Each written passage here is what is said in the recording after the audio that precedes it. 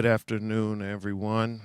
Welcome to the Power to the People show. You know how we start, and it's another beautiful day in the neighborhood. It's another beautiful day in the neighborhood. Thank you to those in Wolfo Station for getting us all set and ready. You know, if you're seeing me, our host Darius Pridgeon is he's not out of town. He's on his bishop and pastoral duties, and so we are praying for him and Pastor Craig and the full Gospel Fellowship family as they celebrate the life of one of our fallen bishops, and Bishop Wayne Ellis in the New Hopeful Gospel Baptist Church down in Pennsylvania. So they are at that service honoring his life. So we are praying for traveling mercies even now. There's a lot to talk about, but I do have a special treat. We will be rebroadcasting to finish the show two of our most watched segments that have transpired in the last year. So stick around. We could talk about a lot, but after 48 hours of prayer that ended this morning at 6 a.m., it was an amazing time. If you missed it, go on YouTube, go on our Facebook, and try to get everything you can from God, like we did in the place. We also, this was our first week in transition at Swan Street from our 907 campus. So a lot going on. So, and like I said, with our host traveling, give us the grace to not do a full show today, but we'll be back next week to talk maybe about the NFL draft and Shedeur Sanders and the Falcons fine and all the prank calls. There was the unfortunate case of Carrion Horn being found guilty. We'll come back to that. There's also the Buffalo Democratic mayoral race and the madness that's going on with that. We're in the middle of the Buffalo City budget, Trump making cabinet changes. So there is so much that we can talk about. But again, after 48 hours of prayer, it's like just bask in the glory for just a little while longer. The one thing I will talk about before we get into the rebroadcast is, I don't know if you've seen it, at midnight, we talked about it on the show a couple months ago when we talked about tariffs on China. But at midnight, for all the Shein and Temu lovers and anywhere else, the tariff on called the de minimis exemption is now in effect. And that was the shipments that were under $800 or less were able to come to the U.S. duty free. Which is skip the time-consuming inspections and paperwork. The loophole helped reshape the way countless Americans shop. So that was Chinese e-commerce sites like Shein, Temu, AliExpress, and so there is now extra cost on these items. So if you didn't get your last-minute items in, you're going to be seeing a crazy pay hike. Oh, and I'm sorry, I left the graphic up. You're going to see a interesting pay hike in all of these tariffs that are coming into the United States from these websites. So, like I said, a lot going on. But give us this week, allow us this grace as our host is traveling, as I'm recovering because I'm exhausted because of 48 hours of prayer. But when God sends out the clarion call, we all have to respond.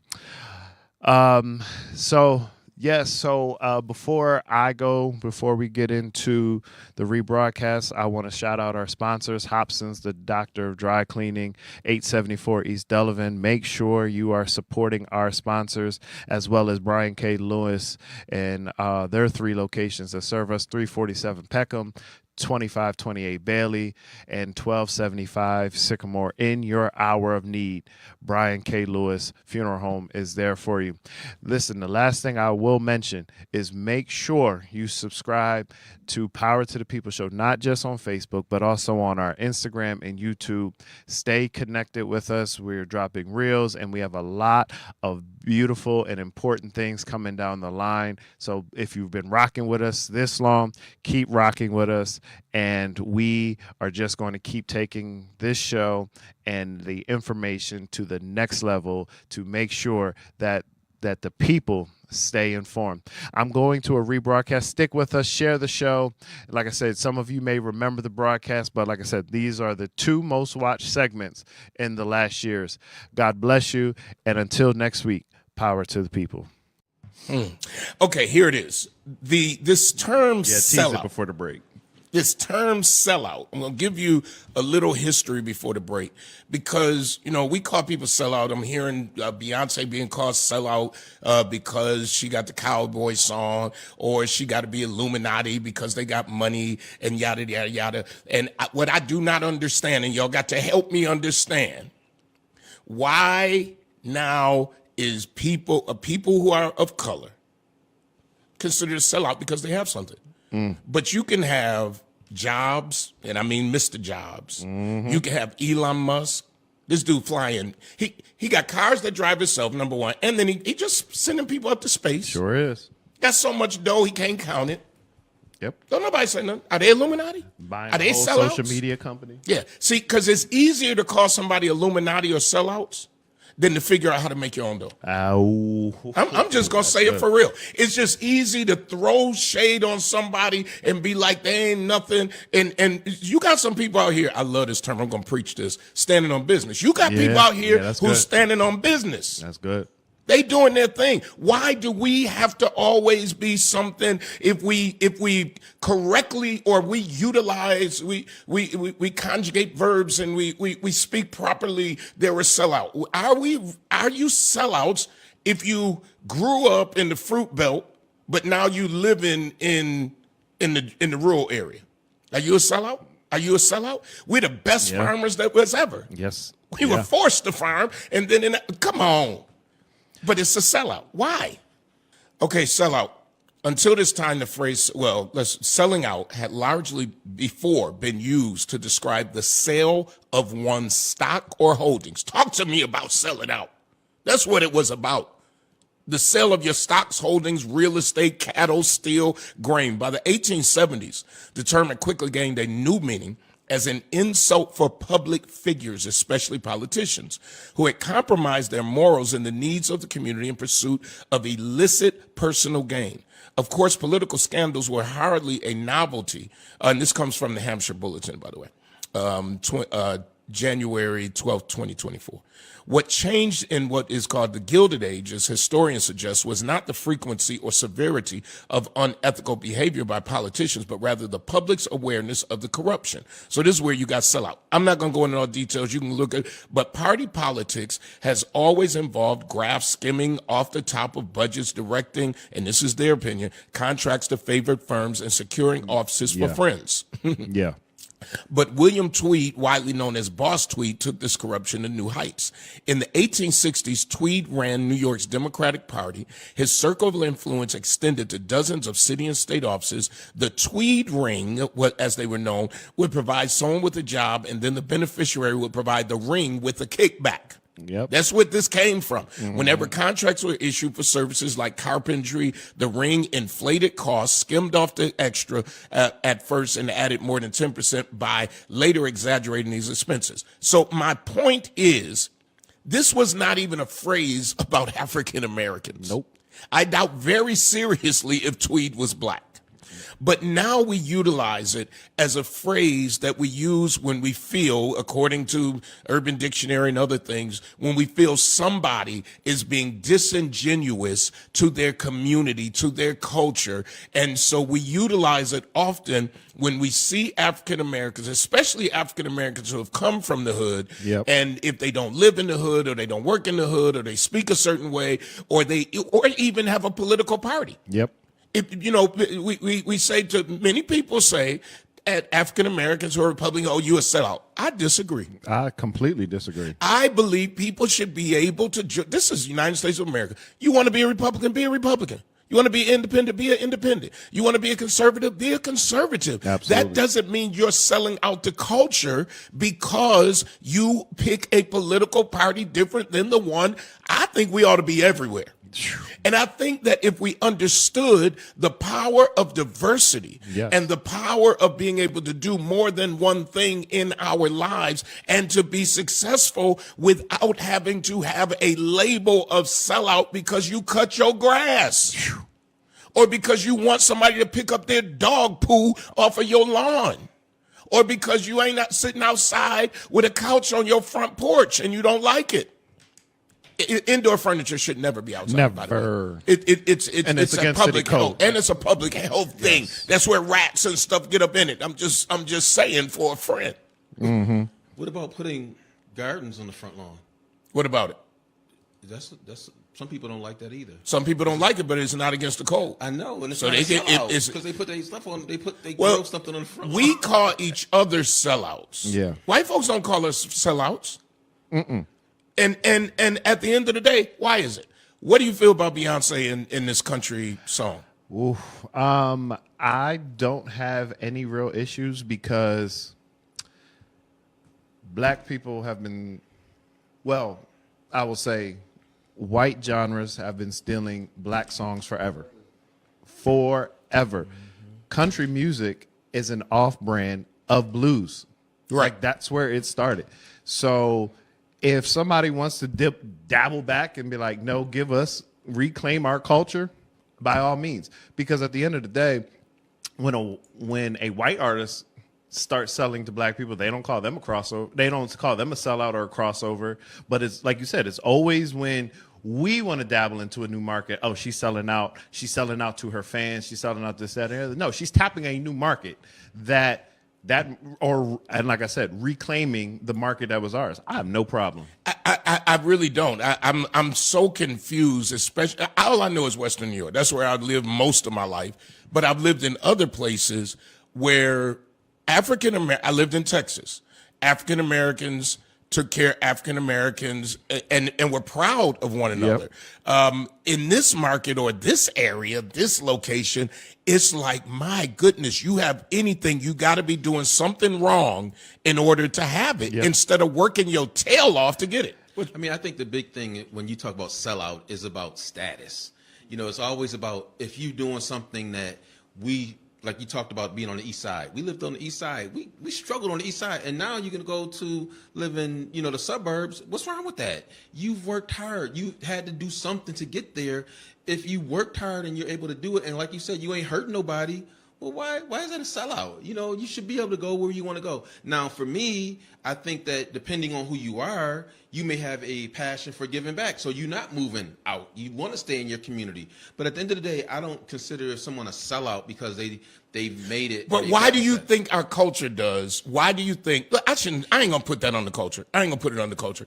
Why do you think you think we can put it on the culture? Absolutely. Rashawn gives me license to put it on the culture. So why do you think in this our culture that a person who speaks the King's English, if you will, a person who decides I'm moving to Williamsville? Because some of us are limited. Some of us has not been exposed. And so it's just like the whole thing regarding politicians. They say every problem is the politician's problem. Well, can you articulate somebody else? Is there any other reason why Johnny doesn't go to school? Is it the politician's fault? Like, people say, oh, it's you guys' fault that they don't go to school. No, it's not. But it's almost like because we haven't been exposed, we're synthesized in one area and we just find the person to blame. What Beyonce has done, I don't have a problem with it. I'm like, you know what, girl, do your thing. Get max and get whatever you can. Dr. McNabb says, we as a race are accustomed to poverty. We can't fathom or imagine that we can't be wealthy. Pop our stuff. I enjoy it and it makes me proud. So we have, God, I'm so godly blessed. We have so many PhDs in our congregation with real earned PhDs, right? Not the internet PhD that you pay $50 for, they send you PhD. We talking about real PhDs. When I call them doctor, they always say, no, you don't have to call me that. I call them that on purpose. Respect. That's earned it. it. You ain't sell out because you broke right now because you had to pay for this school. But what you are bringing to our culture, to our young people, and to the world is that you have earned this. You have gone out and you've done something. Do you think? Because I live Everybody know where I'm living. It was public information. Now where I move, I don't have to. Sure don't. I don't have to tell you nothing. But there's a thing when pastors don't live in the city. Oh, they sold out. Let's be honest. Yep. But pastors who do, oh, why they got that house? Why they? I mean, I have never lived anywhere in the 30 years of pastoring where it wasn't questioned why I live there. I remember Waterfront, Humboldt. Why does he need that type of house? Yep. Well, it was an investment, Right. and we did very well on it. Invested in the waterfront, Yep. doing very well on Yep. it. End of the day, people can't see past our skin color, even ourselves. There's so much. But It's a lot to unpack. But just like you said, so we'll start with where you just left off. We will question the black pastor's car, house, Yep. clothes. Yep. But the Catholic Church is out here buying their priests 8-bedroom. Well, not right now. Well, not right now. They selling it all. Selling our building. And it's not just Catholic. A lot of your Yes, other yes. Reformations, they buy their pastor. Let's be honest. Let's be honest, because you're right. It's not just the Catholic Church. So we're not picking on Right, the denomination, but evangelicals and everything else.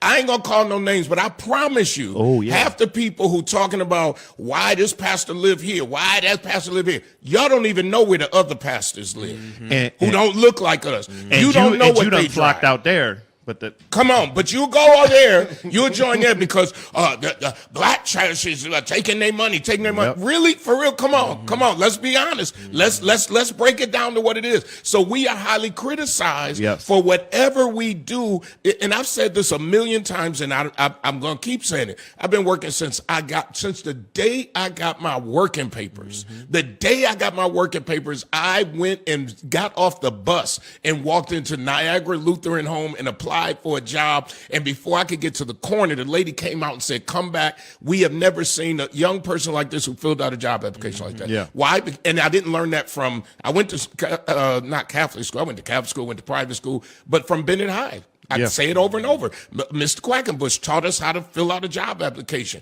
People out there, the things say how much you expect to earn. You ain't got no degree. You putting down $80 an hour. Shut up. Or Shut up. Somebody better teach or you. is it negotiable and you spell negotiable wrong? Yeah, you spell negotiable. But it always just seems like, again, if you attain any amount of status, they hate on you. Well, nobody was hating on us when we were at 491. We had that little building, and it was falling apart, breaking down, and we was having service. We putting tape on the floor. Still got tape on the floor, by the way. I said that the other day. I still got tape but on this as one. we move here, it's like, oh, they got all this money. They doing all this, and the pastor driving this and driving that. But they didn't talk about the hard work that we have to put through to make it happen. Well, and that's why I say, instead of concentrating on that, because people kind of, why they don't like me? So what? People ain't going to like you for the rest of your life. People going to question your motives for the rest of your life. Just don't let it be true. That's all. Just don't let it be true. Listen, we tell y'all young people, get an education. And then when they do, and they say, well, I'm moving. Do you think it's a sellout? Do you think it's a bad thing for a black family to move to a suburb? Absolutely not. So why do we call them sellouts? Nope. Because you know what? There's so many reasons. Even when, I talk to some people who are looking to move to Buffalo, and they will talk to me. They say, well, how's the schools? And, you try to encourage them about the school, but then they look at these numbers and they see these other schools in suburban areas, and a lot of folks are about their children. They're like, wait a minute. I want my kid to get a great education. And so they moved there for that. So you can't hate on somebody because they want their children to do better than them. They do, and you can. I know they do, but I'm just saying. That's why I'm bringing it up, because we got to make sure that when we hear this kind of talk, I'm just trying to re-educate our mind. That when we hear this kind of talk, you got to shut that down. Ask questions. I ask questions when somebody says, well, there's such a, why they a sellout? Why they a sellout? Because they chose to do something that they want to do. Yeah. I was going to say, I think, and I will say, now let me, I guess, be the antagonist, because some people are. Okay, who is? Okay. But I was getting ready to describe, because I can be from the hood or from the impoverished area. So if I do work hard and I do step out or step up, and then I do get to a clearance, and then I start dogging. Absolutely. Then those are the type where I can't feel like, oh no, you did sell out, because now you're trying to forget where you came from. Okay. All right. So that's the difference. Some people like that. I received that. Yeah. Definitely some people like that feel like I I'm not going back there. I'm not being around those people. I don't want my children. Those people. That's the killer. ugly. Yep. It's those people. Yes. Now it is. Now you do have those folks. Absolutely. And in my feeling, I mean, you all bring up a good point. Those are sellouts. Yes. And especially those who are trying to hurt their people. Right. Yes. Trying to hurt the same people. But I want my children, my grandchildren, I want everybody who's attached to me to be successful. Absolutely. And I want them to be able, if they decide they want to be in business or employ other people, I want that. I want that for them. I want them to be independent. I want them. I tell the story when my daughters moved to Houston, I didn't agree with that crap.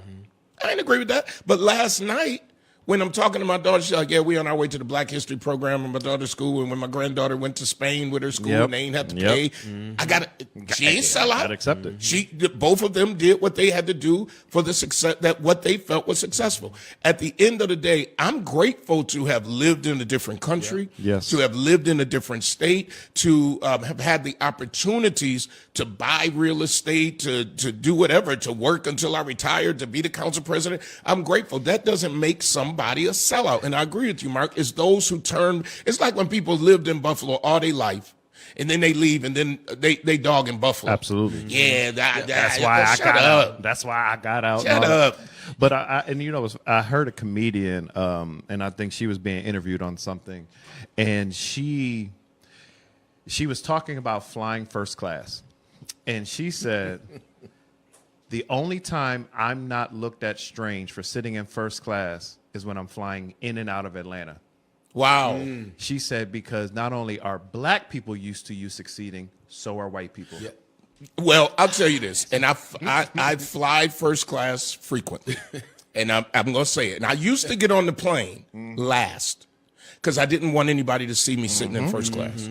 Because one time I sat in first class and there were people in the back, but this wasn't from our culture. And I was elected. I wasn't on city time. I was on my own daggone time. And dime. Come on. And a person, member of True Bethel, was sitting next to somebody. They saw me sitting in first class, and the person said, look at him spending all our tax money. The person from True Bethel turned to them and said, he on his own vacation time. That ain't tax money. Well, he doesn't need to be up there, right? Wow. I have gotten, and let me tell you so that everybody knows how I fly first class. See, I'm trying to teach Absolutely. you. I am not, if I'm flying to Atlanta, I'm not flying first class. Anything under 3 hours, I don't need first class. But I have 2 credit cards. 2, that's it. 2. I have almost perfect credit. 2, not perfect credit, but very, very high, right? You can get whatever you want. 2 credit cards I Yep. use. I utilize almost everything I charge on that. If I'm going to get something, and then I pay it off. Charge, pay it off. And so I have status on an airline. Right. So when I make a regular reservation, if there is a first class seat available, They upgrade. I don't even have to ask. They upgrade. I was in coach recently, sitting in the back, me and Jed and them, and we having a good conversation. And the lady comes and says, Mr. Pridgeon, you have been upgraded. And I got my happy tail up Yep. and went up front and sat in that seat. That don't make me a sellout because I get a bigger seat. No. I figured out that, and somebody taught me that. Yes. How to get your credit up, how to do that. Like I told my mother said, I'm going to sign for you one time. One time she signed for me at Gordon's Jewelry Store. I've never needed a co-signer again. And I've hit hard times. When I left the post office and I was just pastoring this little church, this is the truth. I would borrow off of one credit card to pay off the other, another but I one. wanted to keep my notes paid. Right. Dumb thing to do. Don't do that. Don't do that. But I did. And I did hit, a little bad credit for a minute. But at the end of the day, I think we don't teach it. So it's easier to say, now? I don't wait till last. Because I want a black boy, little black boy, black girl to know that these seats ain't reserved for Becky and them. Nope. Everybody can be in these seats. Yep. Sure can. But you know what? I want you to go a little further. You made a sacrifice because I was like, what, I can't believe you leave that job to come here and work at this church. And so again, people hate on you, but they don't know the sacrifices that you made to do what you're doing. Well, I'll tell you this. When I left politics, that's sacrifice too, because this little pension check, You got to finally get your check. I don't know. So I don't, this is a rule, and it's not a good rule. I don't look at my bank account. I don't pay my bills. I automatically have my bills paid. I don't look at my 401k at all because it goes up and down. Yes, it so does. what I do is I live within my means. Yes. So I don't know if my pension check hit, but I'm going to look. I don't know if it hit. It was supposed to hit the end of this week or the last week. But at the end of the day, I really don't. I don't pay a lot of and I should. I really should, because I'll do stupid things like get a subscription to something and it say free for 3 months. Yep. And next thing I know, I've been paying it for 3 years, Yep. and I ain't looked at the Discovery Channel yet. Not the Discovery. Huh? You can't talk like that. You got to be at the mic because we can't hear you. But I think it goes back to, I mean, Rashawn said it, and I agree. It's a culture. You know, we live in a culture that we just looking at everybody else, and we not even doing our own thing. You go to Atlanta, you go to Charlotte. These folks ain't paying attention to nobody. They're just doing their thing. Listen to this. Now, I done brought this young man on as operations manager, and I don't want to boost his head up. But him collaborating right now, the people who do certain things for us are not even in the city of Buffalo. He found them online. They talk online. They collaborate to bring us up to a different level. He was on the phone yesterday with Bishop Morton's church for something we're going to be doing here technology-wise. End of the day, we have to learn the value of working together. What were you about to say, Sean? But people are comment on what you just said, because I do the same thing. I don't look at my accounts like Right. that or whatever. But they were like, I'll tell somebody that, oh, because you got money. No, because you can afford to do that. Because I live within my means. Here's the deal. I live within. You will not see me in the mall every other weekend. You will not see me going to buy something that. Well, sometimes I do buy it because I'm an Amazon junkie. I show y'all that, but that's The gadget man. I'm the gadget man. gadget man. I got gadgets on the way right now. I got gadgets on the way. Speaking of gadgets, don't buy that little cup holder if you got a Tesla. That I bought a table for my car. I was that going to buy one. Well, you got to make sure your cup. You can have mine. My cup holder is back here. Oh, yeah, So that doesn't work. it don't work. I can't use it. So you want to try out mine before you buy it. Try out mine. I got some new gadgets on the way anyway. Anyway, I might do something like that. But what I'm saying, don't spend. I don't spend to impress. When I decided to kind of change up my style a little bit, my grandson said, "We got to get you a belt." And you said it too. We got to get you a belt. You know what that means? Like a designer belt. I said, no, you don't. If you see me in red bottoms, I painted them. Nuh-uh. I painted them. I painted them. And I have no problem with anybody who spends their money their way. Right.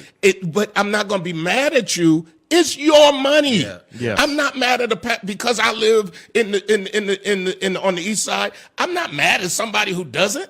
That's their choice, and it doesn't make them a sellout. If their church isn't in the city, that doesn't make them a sellout. We do it to people who are more known, because we don't do it to even the black doctors. Nobody knows where most black doctors live. Sure don't. And they're living well, and they should. Yes. And until we say this from the rooftops in this city, people will continue to leave or just go away. Just be real quiet. Keep their head low so that they're not shots fired, that they're not accused of being Illuminati, that they're not accused of being a sellout, because they have something. And teach one another. The reason I just went through that whole first class thing ain't to brag about being in first class. It's to let somebody know I'm not paying. If a regular seat is $200, you ain't getting $700 out of me to get some little meal. Yes. I'm not doing that. Now, when I get to where I want, wherever I'm going to, I do like a nice room. That's what I like.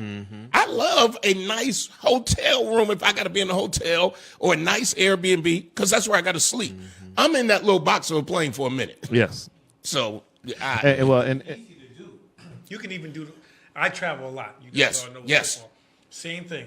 I got a credit card that upgrades me all the time. Yep. Same with the hotel. Yep. That credit card does both. So I don't use and I know, Rashid, you do. I don't utilize the hotel credit, not card, but what do you call it? Hilton Honors, the honors. The honors, and I don't use that a lot. Just the same. Yeah. Every time I go to check in at a Marriott. Hi, Mr. McKinney. Yes, they do. upgraded. Yep. Yes, But they you do. usually do one chain. See, I'm all over the place. I do hotels.com. Oh, no, I did get a free room recently. Yeah. I got a free room because I've been doing hotels.com. So you stay wherever, but after I don't know how many rentals, then one is free or something like that. So I did get that. But it is about knowing systems That's it. and utilizing those systems that are available That's to it. us. I remember when I just real quick, and when I worked at Discover, and I remember just regular customer service and this, and I'll be honest, this white father called in and he was just like, yeah, I want to add 2 authorized buyers, so I'm taking the information just normal, and then I heard the ages, and I was like, and then he was like, yeah, but they don't need a card. What was he doing? Building their credit. He was building their credit. He was like, so that way when they're 18, they can go sign for their own There you stuff.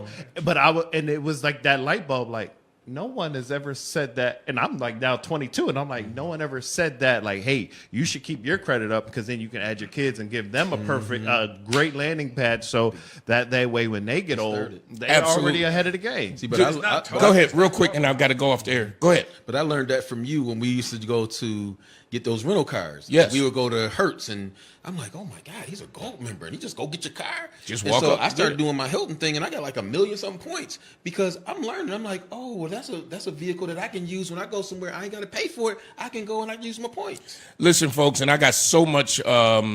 Janique Curry says, I have no shame in working hard so that my family can benefit. And by the way, she says she was going to bring me some food, but it wouldn't be infused. Another discussion. Veronica Ivy, Jay-Z got more money and started wearing less chains. That's deep. It got a little crazy too, but that's Yeah. Well, we could go on and on with this because Yes. I stopped wearing, I do still wear them here, those little, because they cost so much money, those slides, but I ain't wearing them outside. But I ain't calling the man a seller. I know that ain't Jay-Z. I know that's Kanye. But at the end of the day, folks, it's a discussion that we have to have. Stepping up does not mean selling out. no, it doesn't. Just as if you fall, it doesn't mean that you're ruining the culture. We have to learn how to really be proud of one another, how to educate one another so that we can operate in this world. Because we can be spiritual, but at the same day, you got to live right here. Because National Fuel and Niagara Grid, they're not interested in our prayers, and they're not interested in our dashikis and kufis. They're not. They want to get paid. I want my money. And it's okay. I want to say that somebody out there, it really is okay to be successful in life. And I don't mean money-wise. I mean to fulfill your mission of why God created you. Stepping up does not mean selling out. We're getting ready to go to commercial. I'm going to spend a little time tell you about this book that I'm writing right now. I want to share it with you because I want you to get ready to buy it, and because it's my heart, but I'm going to tell you why it is my heart. And then I'm going back to talking about the issues that we all face. We'll be back. Station, I'm coming over to you in 5, 4, 3, 2, 1. When it comes to something as personal as your clothes, you need to deal with somebody you can trust. That's why so many people turn to Hobson's Dry Cleaning, conveniently located in the heart of the community at 874 East Delavan at the corner of Wyoming. When you take your clothes to Hobson's, you can trust that they'll be ready on time. You can trust that your whites will be white. You can trust that you'll always get a fair price and service with a smile. You can even trust that you won't have to get out of your car if you don't want to. Hobson's has a drive-through window for your convenience. Trust is what it's all about at Hobson's Dry Cleaning. Hobson's Dry Cleaning, your one-stop dry cleaners serving the community for over 30 years at 874 East Delavan at the corner of Wyoming. Call 891-8298. That's 891-8298. Brian K. Lewis Funeral Home has 3 locations to serve you in Buffalo. 347 Peckham, 2258 Bailey Avenue, and Providence Memorial Chapel at 1275 Sycamore. Brian K. Lewis Funeral Homes offers traditional services, and they have services for all faiths. And at Brian K. Lewis Funeral Homes, they have air-conditioned parlors and chapels. Financing is available, as is limousine service. At those difficult moments in your life, Brian K. Lewis Funeral Homes is available where you are with counseling services. call toll free 877-885-7734. That's 877-885-7734 or locally 845-5545. Brian K. Lewis Funeral Homes. We are here to serve you, here to serve this present age. Call today, toll free 877-885-7734 or email info@brianklewisfuneralhome.com. And we are back. So I'm going back to news you can use, but I want to be clear, and then I'm going to leave it right here. So I have a new great grandbaby, wonderful, beautiful child. Last night in prayer, which was powerful in this house. Yes, it was. I have dealt going on almost 2 years with being very silent.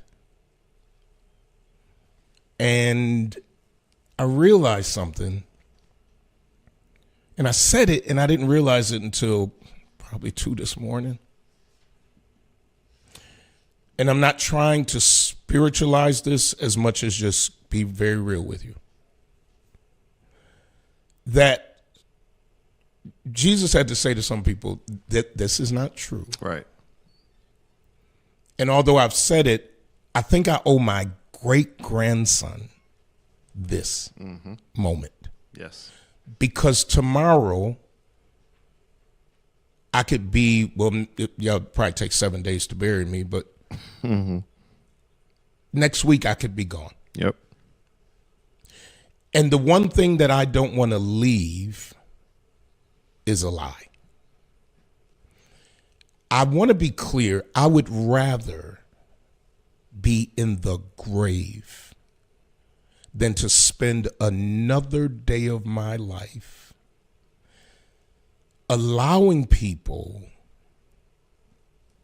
to flat out lie. I'm not going to be specific in anything. I'm going to be very general about myself. I have spent literally my entire lifetime putting me second, and I'm okay with that. I'm really okay with that because that's part of my calling. And this is not a matter of forgiveness, because I do forgive. I forgive every day. I've even forgiven. I've forgiven. Yes, you have.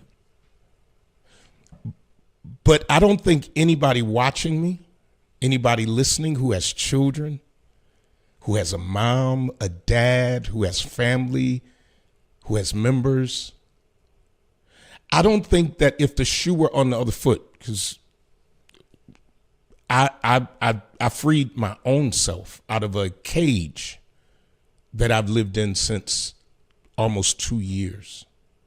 And I've been available. I've been saying, let's get this done. And I don't mean settle, because I'm not. I want to be very clear.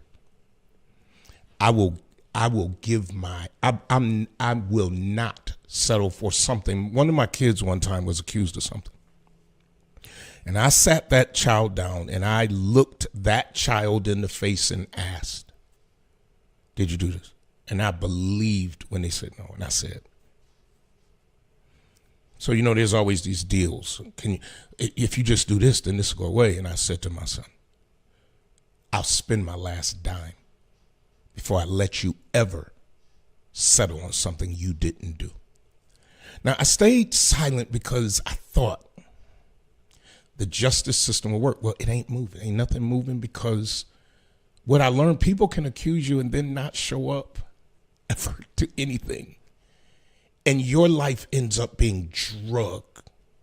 So this ain't no mental health crisis. I am more free today than I have been in almost 2 years.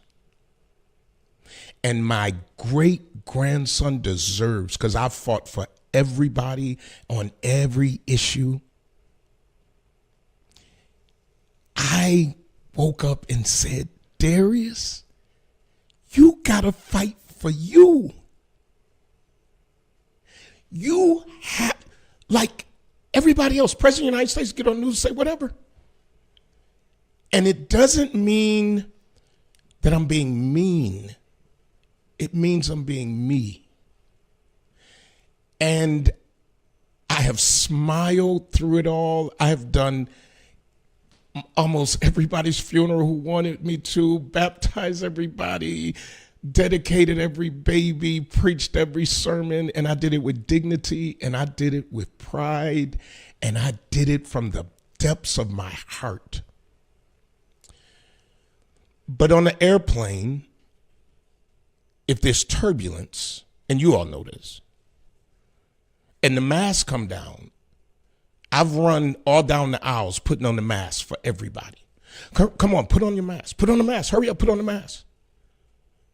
While I'm running down the aisles to put on the mask for everybody, I made an error because I didn't put on the mask for me. I never put on the mask. And if that's selfish, if that's unforgiving, if that's how dare you, I dare anybody who I've never met to have the luxury and everyone else of living their life. By the time my great-grandson speaks, I want him to know he had a strong great-grandfather. You forgive when there's repentance. Somebody says, as one person did, and I can't go into detail to say that wasn't me, but they still haven't said it again. So let me be clear. I'm not going to keep doing this. I said what I said, and that's it. You do not need to contact me. People don't need to contact me. Am I right? Oh, the sun came out this morning. It's bright, and I'm free. And I say to anybody who's ever been accused of anything, if you didn't do it, I was depending on systems to do me well. I was the guy who, when elected, any news outlet that called me, I answered. And those same people then took, in order to get ratings, and it's public information, so I don't blame you, but when you sensationalize it, and I'll deal with that channel later, after it's all over, when it's all over. But for anybody who thought it was over, it's not over, and nobody's showing up to do anything, and nobody's showing, that's all I can say. I can't get into the details. But when you wake up to that every day of your life for almost 2 years, and you locked. I did not crash out. I didn't. I stepped up. And I'm going to step up. I'm not going to chase every lie. I'm not going to chase every rumor. But there are some things that if you don't ever defend yourself, that people feel comfortable in making you their target. And you get blamed for everybody's life and other people's decisions and everything else. I'm not. This is not an age thing. I didn't wake up. I didn't wake up 60. I woke up. And I decided to fight for me because I can't depend on anybody else to do that. And I shouldn't. I'm a grown man. But don't you think that I don't have family, that I don't have children. And to everybody out there who has actually been harmed and abused, I'm fighting for you. I'm fighting so that your story will never be watered down by other people who are trying to get some financial gain. I'm fighting for that. And when this is over, I'm going to fight even harder for that, for real abused victims to really be able to get justice. In this country, they claim that you are innocent until proven guilty. I've learned different. That might be what it says on the paper, but it's not what public opinion ever believes. And I know some will say, well, why bring it up? It's been quiet. Because it ain't gone. And at the end of the day,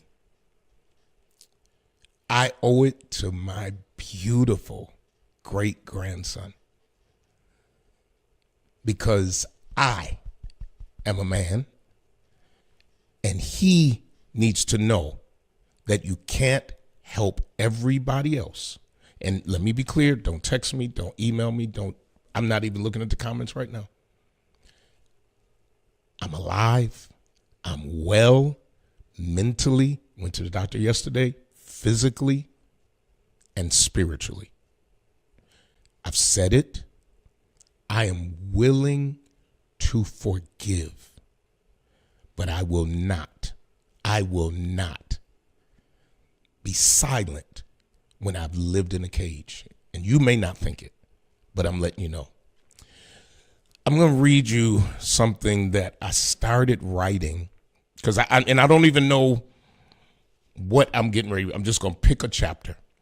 And this is not to sell a book because I've already decided a portion of proceeds will go to real victims, to really people who have been harmed. So I know I opened up Pandora's box and I'm okay with it. Trust me.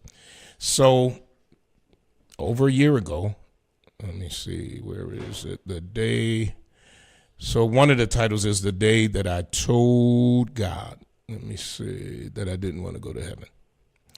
And it was, oh gosh, where is it? I just wrote, oh my gosh, okay. Let me do this. Because what I realized, I have lived a life where manipulation has been okay. Where when people wanted to control me, they knew that I would not say anything. And it's very difficult to defend what you don't know. So I started writing this, and I'll just give you the first part. So, yeah, stay with me. I got a lot more viewers now. Oh yeah, they in here, and I will say that they are showing a lot of support, and of course, the people that might be on and not responding, are just here for the tea. But you said so much, and even in what you wrote in the middle of the night, I have said this morning. The man that I know, his heart was still there. His true heart is still there because I still saw the offer for grace in it. Absolutely, because I'm not mad. I still saw the offer for grace, and I said, the one thing I know about the man Darius Jabron Pridgeon is even at the end of the day, if that individual just says, all I'm looking for is help, you would still help. Mark, God as my witness, I would. Yep, I know. I would. Because it's not in me to hate. Yes. But it's also not in me to live a life in a cage. Right. Not anymore. Dedication. This book is dedicated to my parents who are still with me on the earth. As I begin to walk this walk through one of the worst days of my life, and I say my parents' names, have been my loudest and most ardent supporters of all. They poured their life into me. The only child they both have in this world. My pain is their pain. My gain is their gain. I'm grateful that God gave me parents that even at 58 when I wrote this, when I started this book, they still see me as their child, not just their son.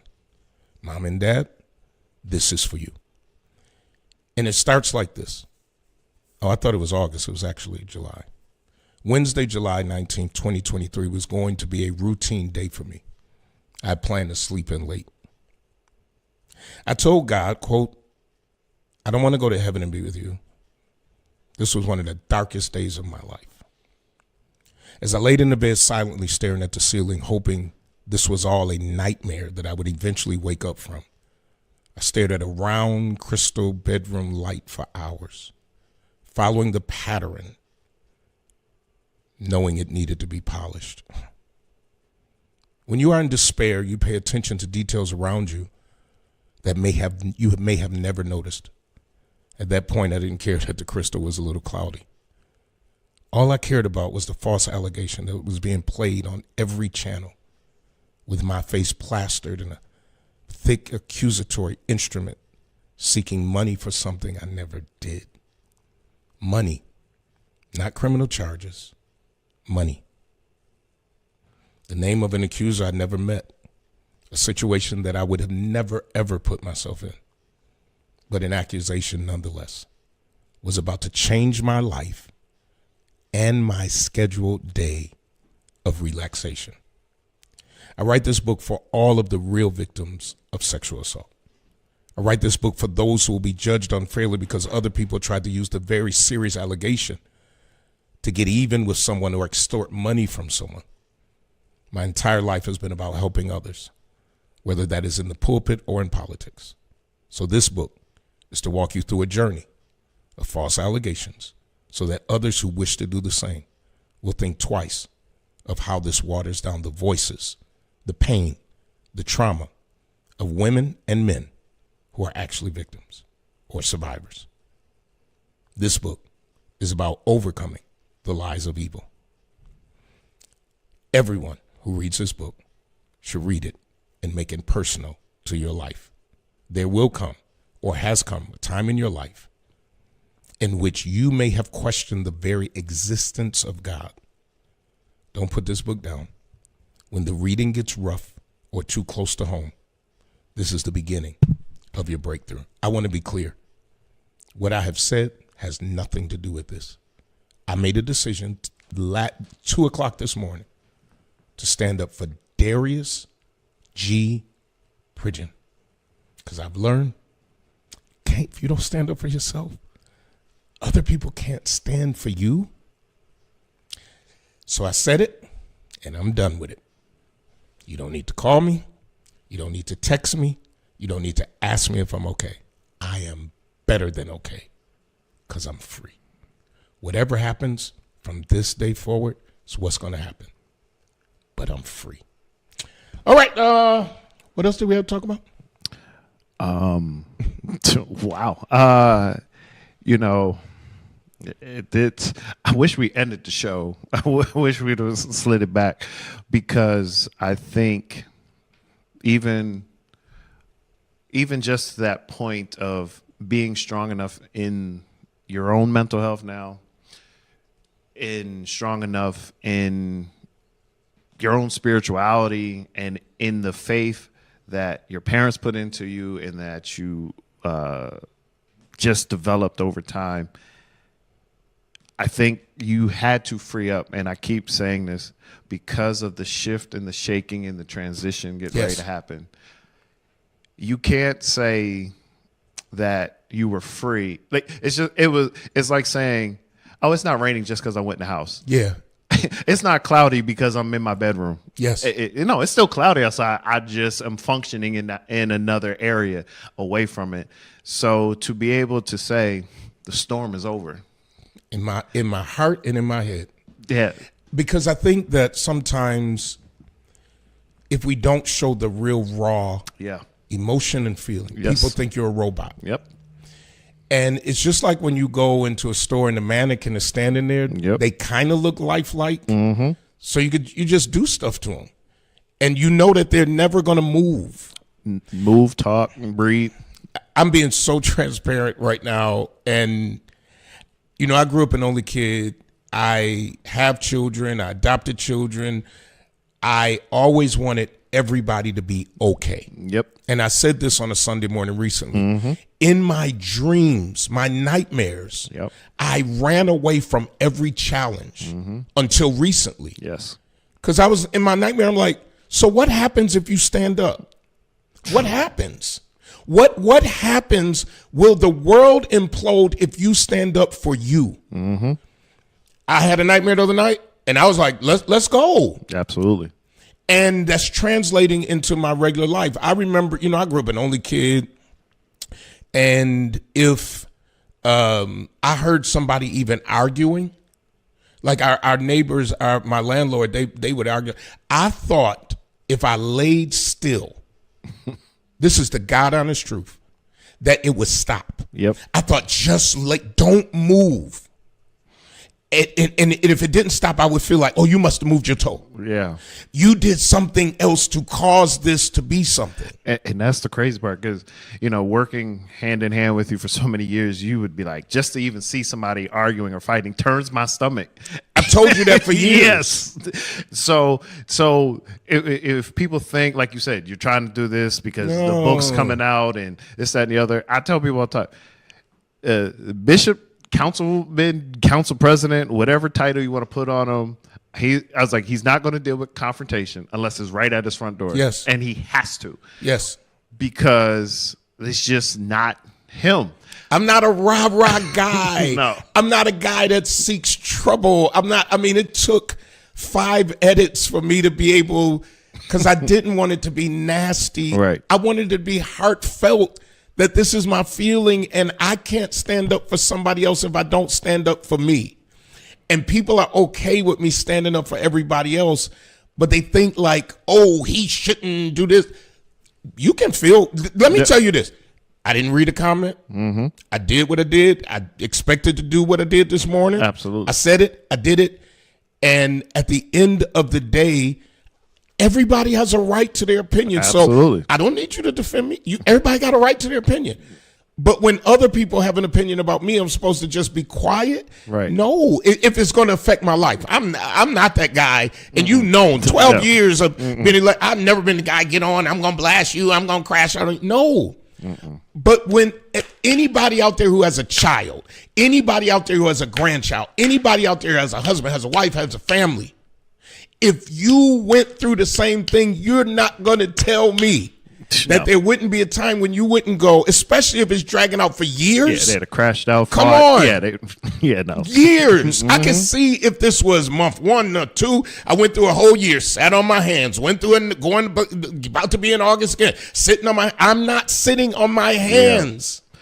Yeah. I'm not. And anybody, you have a right to your opinion, and so do I. And you have a right to your life, and so do I. But this year, my family and I missed family reunions. I missed so much life because of being majorly depressed and repressing everything in me. Oh, I'm outside now. Yeah. By the way, I'm outside. I hear you. I love that. And I think for anybody to expect you to be Jesus, and I'm not, they have a misunderstanding of Jesus, because we love to say he never said a mumbling word on his way to Calvary. But guess what? When he got to Calvary, he talked. He talked. He talked on Calvary. He talked. And it was very clear. But think about it. Now, see, you about to get me to preaching. One of the first things he took care of was his family. Sure did. Jesus about to die. Yep. For everybody. He took care of his family. I'm going to tell you this. If it was just me and there was nobody else. He'd have rocked out. I know I have a responsibility to my children. Yes. My sons, my daughters, my grandchildren, my great-grandchild, and my parents. Yes. Everybody else y'all can be mad if you want to. I can't say what I really want. I don't give two flying a flips. Flying clip about somebody being mad at me for taking care of me. I said it, and before I take it back, I'll add more to it. Hobson's the Dr. Dry Clean at 874 East Delavan. When you got to get those clothes clean, it's over at Hobson's, the Doctor of Dry Cleaning. Take it over there. Brian K. Lewis Funeral Home in your hour of need, 347 Peckham, 2528 Bailey, 1275 Sycamore. In your hour of need. Brian K. Lewis Funeral Homes. This week they took care of the Pryor family, the Hall family, the Henderson family, just to name a few. Listen, folks, it's a beautiful day in the neighborhood. Go enjoy it. So go and enjoy it. I'm going to try to work. I'm going to try to work. I got a few things on my desk, got a few phone calls to return, and then I'm going outside. Yeah, I got a coach's clinic to go to. You got a coach's clinic? Yeah. All right. So, Wayne, what time your coach's clinic? No, I still. We got some time. Yeah, we had a guy's time and the show after the show, and then we do our work, and then that's how we're doing it. But I want to thank you all. I want to thank you. I want to thank supporters, and I want to thank those who don't agree with me. I want to thank Sheila Brown for a platform, our own radio station where we're able to say, where we're able to talk, where we're able to learn. But we're able to feel. And folks, like I said, I'm free. Peace.